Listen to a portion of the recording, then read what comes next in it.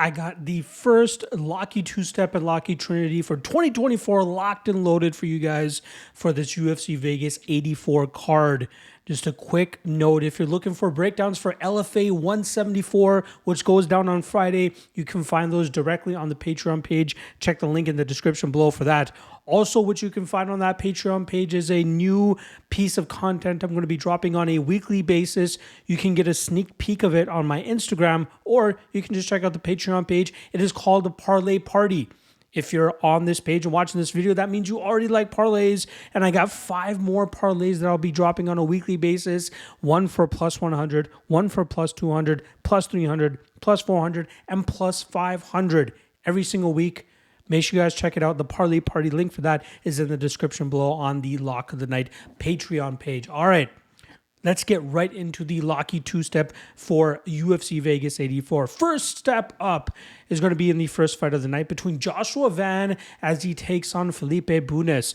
Now, Van is a fighter that is scorching hot coming into the UFC and already has 2 wins, most recently in November where he was able to defeat Kevin Borjas by decision. He utilized his superior striking, combinations, and cardio that night to touch up Borjas even after getting dropped in that first round and winning the second and third rounds to get his hand raised, like I said, by decision. This kid is only 22 years old, but has a ton of talent, especially from the striking background that he originally started with. His defensive grappling and get-ups are becoming way better, which is going to make it even harder for his opponents to get a beat on him or even try to defeat him. And I think Bunes, even though his striking is improving as well, he's going to be behind it here, as Van should be able to dictate the pace and land the more damaging blows, winning this fight on the scorecards.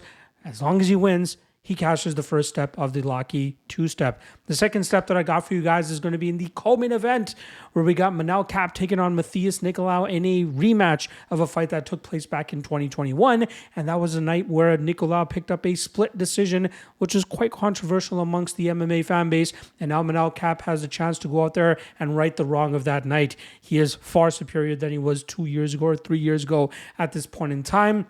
His takedown defense, way better. His confidence in his striking and the way he's able to just translate his power into his fighting style is way better. Also, mix in the extreme couture effect now, he's even becoming a much better fighter than he was when he first stepped foot in the octagon. I expect him to utilize his takedown defense and his get-ups to keep Nicolau in an uncomfortable position, allowing Kape to get off on his striking and finding a lot of big moments, but more than likely winning this fight on the scorecards.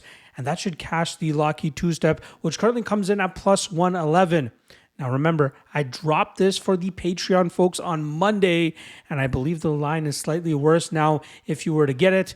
Yeah, that's another positive of jumping onto the Patreon page if you had gotten in on Monday. Now, let's add another spot to this, and a guy that has gotten a little bit chalkier as the fight week has gone on. If you want to complete the Locky Trinity, you throw in the man with the mullet, Mr. Ricky Simón, as he takes on Mario Bautista. This is a horrible stylistic matchup for Bautista, who just showcased in his last fight that he was unable to stop the 4 takedowns that came his way from Damon Blackshear. And even though Bautista got his hand raised that night, it was a very close fight that could have gone the other way. But now he has an even harder grappler and stronger wrestler to deal with in Ricky Simón. I expect Ricky Simón to pick up from where he left off after he had his 5-fight winning streak snap, or sorry, 4-fight winning streak snapped by Song Yadong last time around. And this is a fight where he'll be able to evade the knees and elbows of Bautista, drag him to the mat, and smother him the way that he's been able to do against past opponents. I don't expect a finish in this fight from Simón, but I do expect him to look dominant in doing so. I wouldn't be surprised if we see a 30-26 scorecard from one of those judges. So if you want to throw Ricky Simón in there to complete the Locky Trinity, you're looking at plus 232. Again, if you locked in this on Monday, probably better than the line that you're currently getting right now. Another reason for you to drop and hop on to the Patreon page. Link for that in the description below. All right. There you guys go, the Locky two-step and Locky Trinity for UFC Vegas 84. I will be back tomorrow for the 3 best prop bets for UFC Vegas 84. See you then. Peace.